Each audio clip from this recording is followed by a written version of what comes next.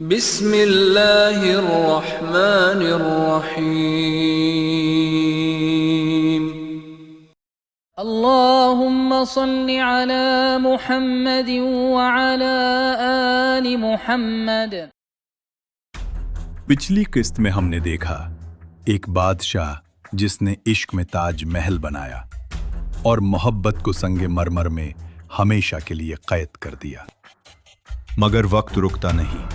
شاہ جہاں کے بعد وہ عہد آیا جب عشق کے چراغ بجھنے لگے اور تخت کی راہوں میں کھنجر بولنے لگے۔ شاہ جہان کے بعد مغلیہ سلطنت کا محل جیسے خاموش ہو گیا تھا۔ دیواروں کے پیچھے سازشیں جنم لے رہی تھیں۔ دربار کے سنگ مرمر پر چمکتی روشنی اب دھندلی پڑ چکی تھی۔ تاج محل اپنی چمک میں قائم تھا، مگر سلطنت کے اندر دراڑیں پڑنے لگی تھیں۔ رات کے اندھیرے میں کچھ لوگ محل کے پچھلے دروازے سے داخل ہوئے ہیں حضور۔ میں جانتا ہوں تخت تک پہنچنے والے راستے کبھی دن کی روشنی میں نہیں بنتے۔ سنا ہے شہزادے آپس میں خفیہ ملاقاتیں کر رہے ہیں۔ جب خون تخت کے قریب آتا ہے تو رشتے کمزور پڑ جاتے ہیں۔ شاہ جہان کے 4 بیٹے تھے، دارا شکوہ، شجاع، مراد اور اورنگزیب۔ 4 شہزادے اور ایک تاج۔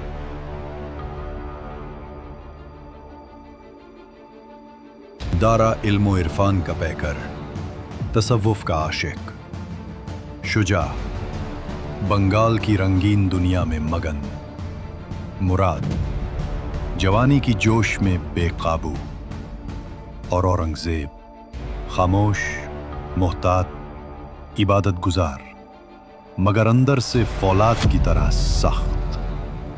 کہا جاتا ہے ایک دن شاہ جہان نے دربار میں سب کے سامنے کہا، آج میں ایک فیصلہ سنانے جا رہا ہوں، ایسا فیصلہ جو مغلیہ سلطنت کی تقدیر بدل دے گا۔ کے بعد جو تخت پر بیٹھے گا وہ دارا ہوگا، کیونکہ اس کے دل میں نور ہے۔ شکر ہے اس رب کا جس نے مجھے باپ جیسا بادشاہ دیا۔ میں آپ کے نقش قدم پر چلوں گا۔ نور دل میں ہو تو اچھا ہے حضور، مگر تخت چلانے کے لیے روشنی سے زیادہ سایہ چاہیے۔ اورنگزیب، آج صرف میرا فیصلہ بولا ہے، تقدیر کو چیلنج مت کرنا۔ میں تقدیر کو چیلنج نہیں کرتا حضور، میں تو بس انتظار کرتا ہوں آنگا جب وہ خود مجھ سے بات کرے گی۔ شاہ جہان نے تخت کا وارث چن لیا تھا، مگر تقدیر نے ابھی فیصلہ نہیں سنایا تھا۔ اورنگزیب نے اپنے خیمے میں قرآن رکھا، تلوار کے پاس، اور دونوں پر ہاتھ رکھا۔ اے رب، اگر میں حق پر ہوں تو مجھے فتح دے کہاں، ورنہ میری تلوار ٹوٹ جائے۔ پھر وقت نے وہی کیا جو تاریخ ہمیشہ کرتی ہے۔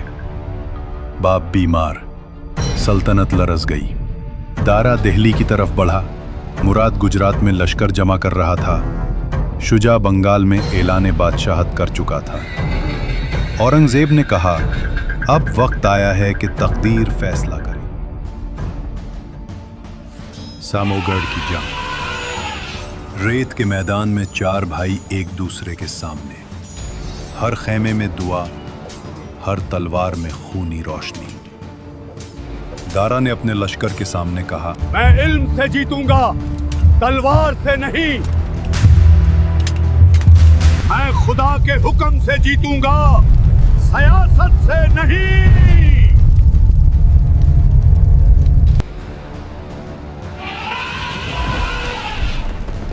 جب دھول بیٹھی تو دارا شکوہ کا لشکر بکھر چکا تھا، لیکن زمین پر اپنے ہی بھائی کا خون دیکھ کر صرف اتنا بولا،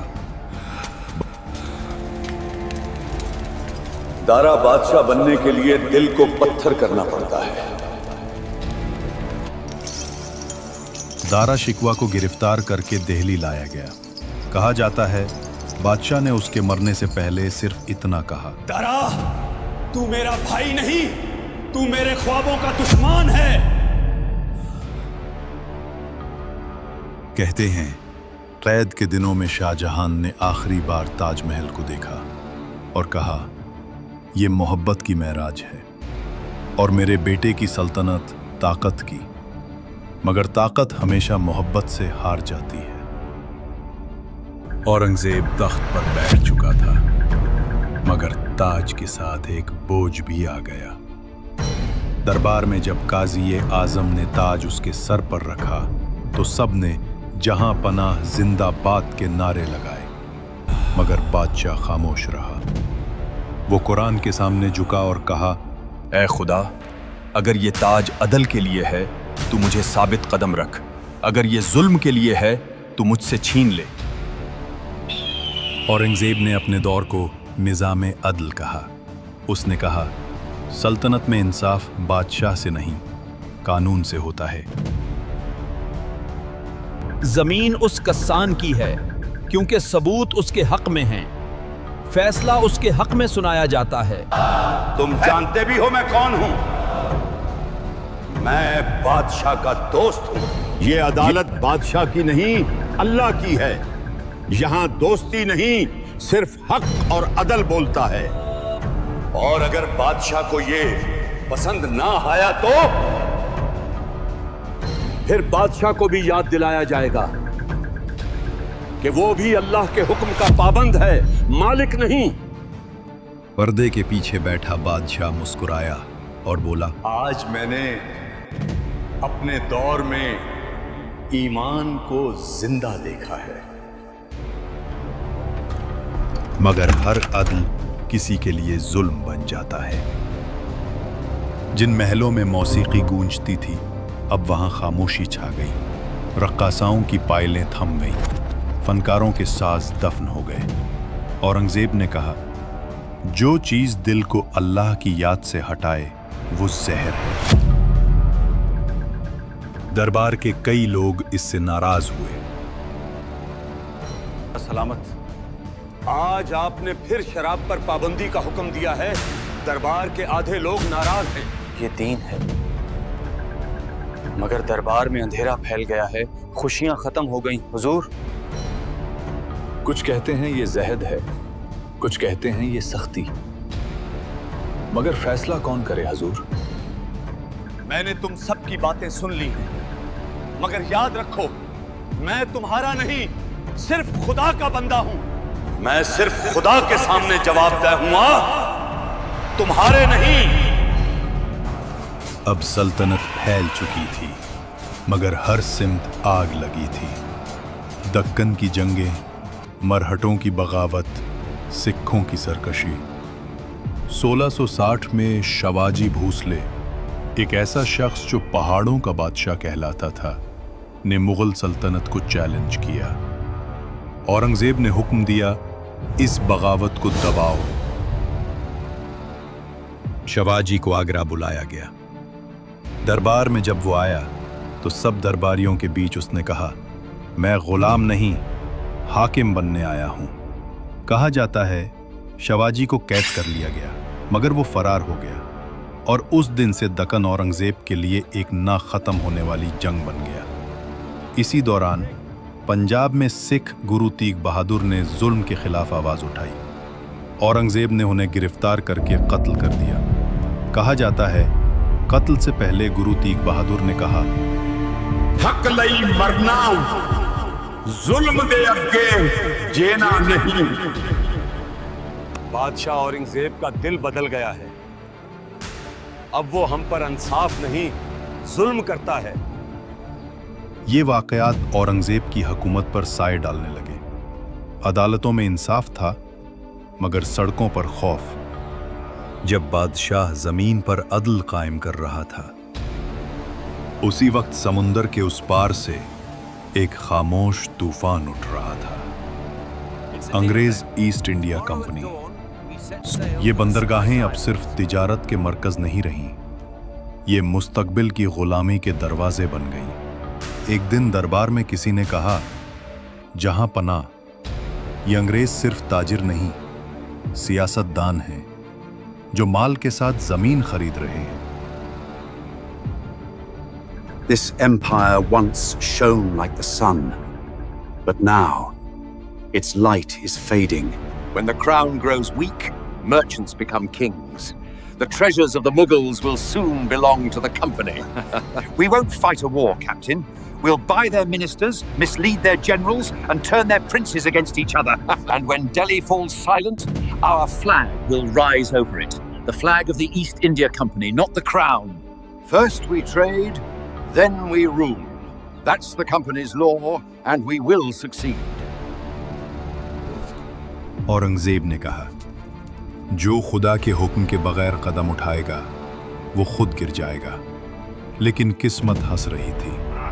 कुछ दिहाइयां बाद यही ताजिर हिंदुस्तान के मालिक बन गए।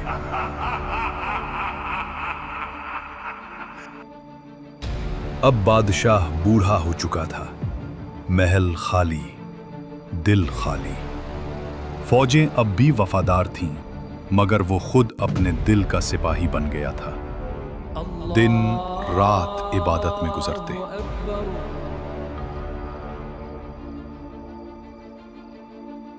कहा जाता है वो अपने हाथों से कुरान लिखता और उसी के बीच में अपना नाम भी ना लिखता।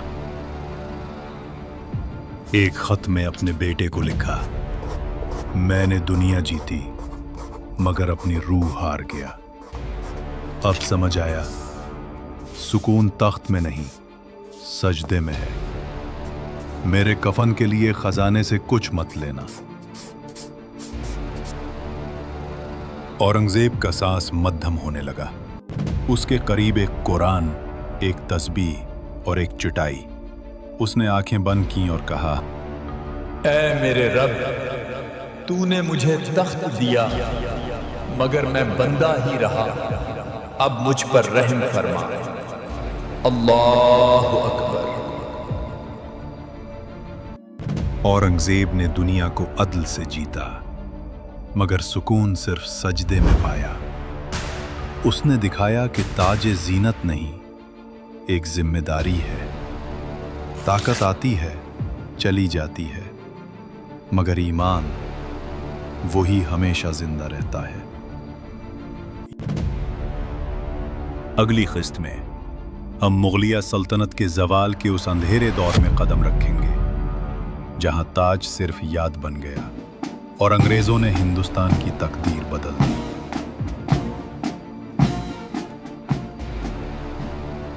अगर आपको ये वीडियो पसंद आई तो चैनल को सब्सक्राइब करें, बेल आइकन दबाएं और अपनी राय कमेंट्स में जरूर दें। किस्सा आर्काइव के साथ हम गुजरी हुई कहानियों को दोबारा जिंदा करेंगे।